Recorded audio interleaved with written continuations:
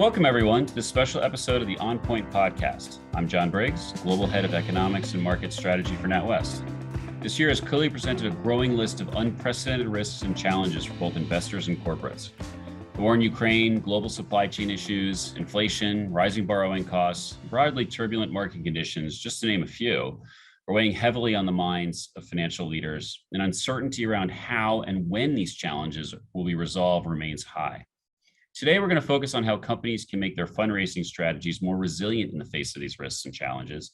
And for that, I'm fortunate to be joined by Carla Floyd, NatWest's Head of Debt and Financing Solutions, and James Tayler, our Head of Primary Capital Markets, both experts in their own right when it comes to navigating fundraising risks, but also anticipating how broader macroeconomic trends affect global debt capital markets. Perhaps a good place to begin is with the one word everyone's most focused on, inflation, and linked closely with that, rising interest rates and bond yields.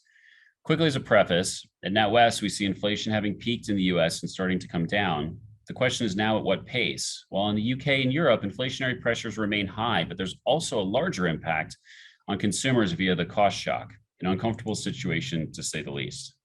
So with that backdrop, James, I'm going to direct my first question to you. So how are inflation and the rates backdrop in general impacting investor behavior from your standpoint?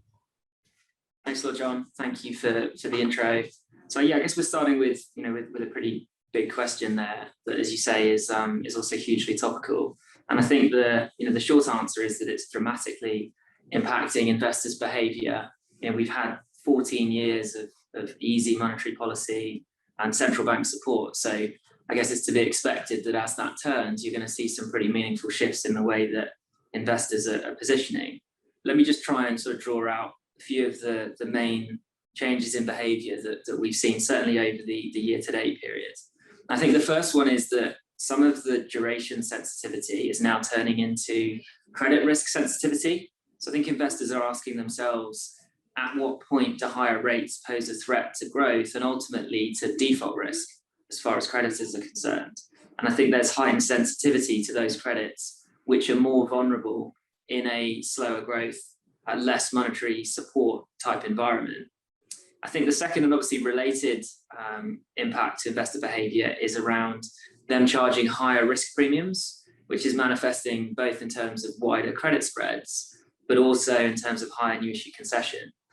When in a scenario like we're in now, where there's more uncertainty around the path for interest rates and indeed inflation, the spread premium that investors are asking for in order to be compensated for some of that uncertainty and volatility is higher.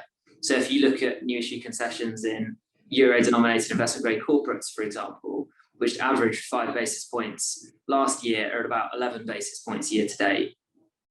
Another factor I draw in here is that individual credit selection is a more important factor than previously. I think if you look at the previous 14 years, you had central banks supporting the market. That was a tide that really lifted all boats. So there was limited dispersion in terms of individual issuer spread performance. And as that liquidity withdraws, you're going to see a clearer distinction between winners and losers. And from an investor perspective, more fundamental analysis and issuer work required.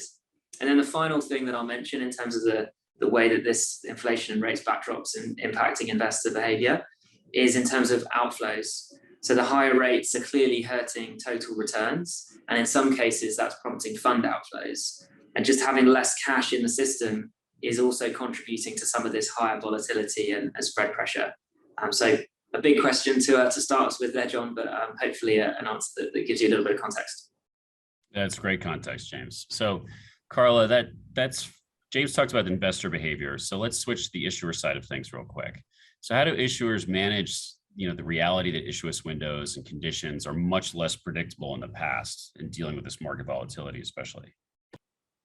Yeah, absolutely. And I think it's a really interesting dynamic. And I guess the overarching sort of theme that has actually been ever present in the past few years through COVID and more recently is the theme of flexibility. That comes in kind of a number of different guises. So firstly, in terms of the product, so some of our traditional funding products may not be available to an issuer at a given point in time when the funding need arises. So that ability to pivot between different products, whether that be in the capital markets or using sort of short-term liquidity from your banks, it is clearly there. And I think that builds on the concept of funding diversification, which was certainly a key theme over the past few years. Within that sort of concept of flexibility also comes around currency, looking at the relative value of different currencies to sort of achieve the same funding need is absolutely a core theme and discussion with many of our issuers at the moment. And then the final one that I would sort of touch upon would be internal governance and approvals. So making sure that you sort of have everything from a policy and approvals perspective ready to move quickly to the extent that a window manifests itself. That's sort of all around the concept of flexibility. But beyond that there are some proactive things that issuers can do at the moment, which will, support and sort of free up or allow that flexibility to play out in practice. And things like that could be around, the approach to blackout periods, invest in non-deal marketing and roadshows. That's a clear theme that we've seen work very successfly, and sort of the outcome of that means that we can move very quickly from pulling the trigger or having that conversation with your banks around wanting to go live to actually coming to pricing a bond and maximising the investor appetite and sort of positive sentiment where we see those windows being much shorter and therefore the ability to capitalise on them. So I think there's a number of different areas and themes that are kind of relevant here, but they all come under the umbrella of flexibility and positioning and being open-minded around both product, currency and process. All right, honing in a little bit on that flexibility on the product side of things. From your perspective, are there markets, products, funding opportunities that you think is showing a little bit more resilience perhaps to some of the market pressures that James was talking about? Yeah, absolutely, and probably the clearest example of that is the pivot back or the use we've seen of the private placement market and the USPP market. I mean, certainly if you take corporate IG volumes, which are year on year around 20% down in the UK, it's actually much more significant than that. It's 60% down. That's probably not reflective of what we're seeing in some of the other products. So USPP's probably got some criticism through COVID around lack of flexibility, particularly around covenant waivers and processes in light of some of the market challenges that presented over the past few years. But actually what we've seen in the past 6 months is they've been a really critical source of liquidity with high levels of appetite and flexibility around structure. And with that, the ability to achieve some standout pricing. Probably some of the other sort of funding opportunities that we've seen are around TAPS and targeting short-term financing. And I mentioned it in my previous answer, but also that relationship and the ability to move between those markets to fund short-term funding needs with a longer-term sort of capital structure and ambition. And the bank market has been and remains, very constructive and sort of supportive of the UK corporate landscape. And I think that the interplay between those different markets is critical here. That's great, Carla. Thank you. So James, going back to something you also mentioned from the investor perspective, and it's somewhat related, I guess, to the credit selection side of things, but given all the changes and the turbulence in markets and obviously the squeeze in energy prices and things like that, have you seen much of a shift, or let me phrase it this way. When investors look at ESG considerations, given all the outperformance you're seeing in, let's just call it less ESG aligned sectors, oil, gas, certain other commodities, are investors changing their approach to that or reconsidering things, or is it just a short-term dynamic within a longer-term theme, you think? Yeah, so this for me is a really interesting one, because since the ESG revolution has really taken off over the last few years, you haven't had a prolonged period of time where ESG linked instruments have underperformed. Generally speaking, they have outperformed the market for some structural reasons and some fundamental reasons, in terms of there being just fundamentally stronger credits and the correlation between a high ESG score and a good credit quality. So this is the first time that we've ever seen ESG, let's say, linked or related sectors underperform to some degree.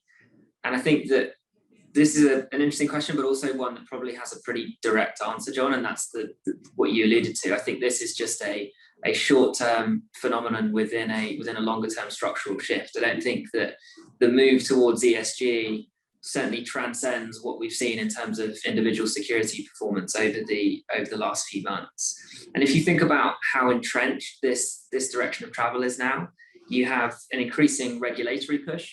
As you know, the SEC is proposing in the US for further disclosure around ESG. You've got a huge number of investors now that are signed up to environmental pledges. And of course, they need some short-term flexibility to manage the way that the market's moving. But over the longer term, those are pledges and promises that clearly won't reverse. And the other interesting anecdote that we're hearing in several places at the moment is that at this point in Europe, any new funds that are started that don't have an ESG purpose or consideration are largely commercially unmarketable. And so really having that alignment with ESG is becoming a commercial necessity, irrespective of your point that some of the less ESG aligned sectors have outperformed year to date. The other point I would make here is that even though we've seen a little bit of underperformance in some ESG related assets year to date, there's very few funds that are telling us that they're loosening their exclusion policies. What is quite interesting is that with non-exclusionary funds, they are a little bit more willing to look at different types of energy production, and I would say are slightly more open to a wider range of energy sources as part of a transition to renewables. So gas and nuclear in the short to medium term, really recognizing that the transition towards renewables needs a stepping stone, and that actually supporting some of those industries through the transition is net beneficial towards a more sustainable climate going forward. And it's also notable that the EU taxonomy expanded in January the list of energy sources to include gas and nuclear in specific situations. So you are seeing a little bit of a change there in terms of some of the way that energy is being thought about. Probably the final point I'll mention on this question, John, is that we're dealing with, I guess, a 6 month or a 5 month period, depending on when you sort of look at the period of stress that we've had year to date. If you go back to peak COVID, ESG linked instruments and ESG related credits significantly outperformed. There were times when the only bid that investors were able to get was on an ESG labeled asset. And I think that lives long in the memory. So though we've had a period of marginal underperformance, I think there is a pretty deep-rooted belief that if we see real market stress, acute market stress, then ESG labeled and ESG related credits are likely to fare well. Yeah, it's an important point that your ESG linked assets are probably going to have a stronger bid in times of stress, and that certainly was the case. So, all right, sticking with the sector conversation, but slightly different. Given like the supply chain challenges and coming back to the whole inflation question, I'm going to keep hitting you with that. Are you seeing investors changing their preferences regarding different sectors, given some of the issues here with supply chains and inflation? Yes, this is actually one where it's going to be tough to give a straight answer. I think most investors would struggle to give you a straight answer there, because clearly there are a couple of factors to consider. First and foremost, there will be a preference for sectors and issuers that are better able to pass on some of the inflationary pressures. It's just figuring out which sectors and issuers are really able to do that over the medium longer term that I think is the big challenge. And then you've also got the second order impact of cost of living increasing and impacting the level of consumer discretionary spend. So in traditional cycles, that would mean that some of your more cyclical sectors would suffer. But we're at an interesting point in time where for a lot of those sectors, there's pent-up demand due to COVID. So when you think about travel and leisure, you would ordinarily think of them as being a little bit vulnerable in this environment if consumers are going to have less discretionary spend, but actually that's being prioritized because of consumers not being able to access that part of the market for such a long period of time during the COVID restriction period. So I think that's a very difficult place to try and to figure out exactly how that's going to manifest. And some of the traditional assumptions around cyclical and counter-cyclical sectors, I think, are being revisited. The other big uncertainty comes in terms of how you predict some of these supply chain disruptions in terms of the second and third order impacts that really take a lot of time to come through. And I think it's difficult to draw, at this stage, broad conclusions and say that this sector is categorically going to be a winner and this sector is categorically going to be a loser in terms of some of these threats. And I think what it comes back to is something I touched on in the first answer, which is that investors, their focus is really heightened on individual credits. It's much more difficult to draw those generalizations. Investors are spending more time looking into the fundamentals, the specifics of each individual company within their portfolio and within their coverage universe to fully understand who is able to pass on the inflationary pressures, who is best placed if we have a downturn in consumer spending. So I guess I'm going to add an apology to that answer, John, because it wasn't a particularly straight one, but I think that's quite a complicated topic that it's difficult to put into neat buckets.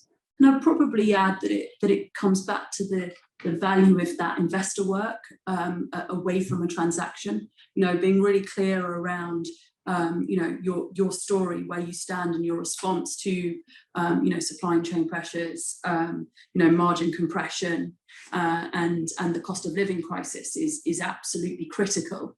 And what we probably see is and to some degree it supports those businesses that have those issuers who are regular to the market and have that existing sort of scale and investor dialogue and presence, but by putting the time in away from a funding need, so you go into any raise with a high degree of understanding and certainty of how your credit is being perceived, because there isn't that sort of one size fits all at the moment, is absolutely critical to smooth execution in this market. All right, so Carla, I do have a couple questions, or I guess one question or two on that, but one more difficult question for James first, which, being a forecaster, I know where this comes from. So what is our expectation for corporate spread direction and funding costs into year end? If you were advising issuers, do you recommend that they wait, or what do you see coming up? Yeah, thanks, John. I think, so let me just start that answer by just recapping the path of credit spreads year to date, just to put it into a little bit of context, and then I will give you a relatively straight answer in terms of where I think spreads are going to go from here. So if you look at the year-to-date trend, we're about 40 or so basis points wider on the year if you take a broad average across euros, dollars and sterling. We're about 15 to 20 basis points inside the wides that were touched in mid-May. And if you look on a 5-year average, we're about 15 basis points wide of that 5-year average. So whilst we're used to talking about credit spreads grinding tighter, and this feels like we've had a meaningful sell-off, to be 15 basis points, only 15 basis points wide of the 5-year average, I think adds a little bit of context for the current situation. And from here, our expectation into the end of the year is that credit spreads are going to be largely range bound. We don't expect a material tightening, given the withdrawal of central bank liquidity across currencies, which has just been such a central feature of market support over the last years. So it's very difficult, I think, for us to forecast or expect a meaningful improvement in credit spreads. But I think that any widening that we might see is going to be limited by a few factors. The first is scarce issuance. So Carla mentioned, but we're 20% down in euro funding supply year on year. And we don't think that that's going to materially correct. Our forecast for supply is to finish 10% down, so still down on 2021. And I think the other factor there is that some of the hawkishness from the ECB and the Fed in particular has been fairly well understood and quite well priced in by the market. So I don't think that we could realistically predict a significant widening from here. So I think you're going to see range-bound markets, but with a much higher degree of volatility than we've seen in previous years. And that is really a feature of there being less monetary support, which is adding an element of volatility across assets. So there's going to be periods of time when the market is open and periods of time when it's not. And I think for most investment grade corporates, that just hasn't been the case over the last 5+ years. So what we would recommend, per Carla's earlier points, is that issuers really take advantage of those windows when they're there, rather than hanging on and waiting for more favourable funding conditions, which we don't think will come. We don't think that you're going to sit and wait and play for 20, 30 basis points tightening in credit spreads. We just don't see it. So our advice would be that if there's a window at or around current levels where you've got low execution risk and certainty on the size, then we would recommend taking advantage of those windows. I'm conscious, John, your question was also around all-in funding costs. So just a quick note on our expectations for yields, where you'll be better placed than any to correct me if I get this wrong. But I think in terms of 10-year yields, in the US, we probably have a different view to Europe. In the US, our view there is that they've largely peaked or are trading higher than where we think they should. Our year-end forecast there is for about 2.5%. Whereas in Europe, the significant difference is that we have the ECB stepping away as a major buyer of European government risk, and the net supply dynamic there, irrespective of monetary policy direction in Europe, is going to push 10-year and longer bond yields higher. And our year-end forecast there is somewhere around where current yields are trading, around the 1.2% level. But certainly the path in the US we think is lower, and in Europe we think there's potential for that to move higher. And I think all of this really just supports the prior view that where you've got good windows, make sure that you've got the ability to execute flexibly on short time frames, and you can access the market when and where it's open. Yep, you have that pretty much right. So Carla, and taking what James just went through, and some of the comments you made earlier about flexibility and ongoing dialogues, in order to hit some of those windows that James was mentioning. Beyond that, is there anything else that Treasury teams can do to put themselves in the best situation to be able to jump on those opportunities or to deal with the current markets? Yeah, so look, I would probably start where James left off, and really understanding the interest rate risk related to an issuance. For the best part of a decade or more, the sort of the clear conversation for treasurers has been around the credit spread, and I, to the extent that that's range bound, and if you look at those sort of all-in funding costs, the key driver of higher yields has been on the interest rate side, and how do you manage those in this period of uncertainty and volatility. So one of the things we are sort of increasingly seeing is pre-hedging coming back onto the table, or people at least limiting the upside on rate risk with any issuance, and I think it also very much depends on your tenor aspirations. So take, for example, where we are as an institution on gilts and sort of impact of the Bank of England moves. It is very different to where the market's priced in, and what impact could that have on both the short end and the long end, and that will sort of impact and help define your strategy if you're looking at the sterling market. And similarly, US and Europe and the behaviour of the ECB, as James alluded to, I think plays a key dynamic there. So whilst it might not necessarily lead you to proactively manage those risks, albeit we've definitely seen a marked increase in that type of pre-hedging activity, having a view on sort of tolerance levels for underlying government yields impacting any corporate issuance is definitely a key element of sort of any financing and funding plan.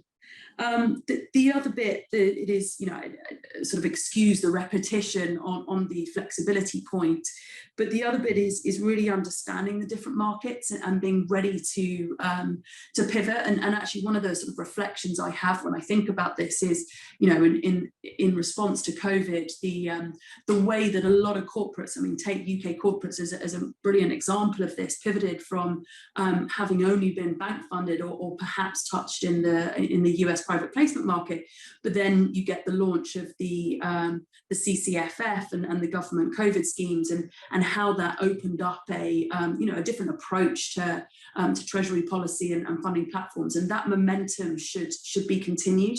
and we should be continuing. And that certainly plays to a lot of the conversations we have, is what are the pools of liquidity across both the private institutional market, the bank market, etc., are relevant to support your liquidity needs.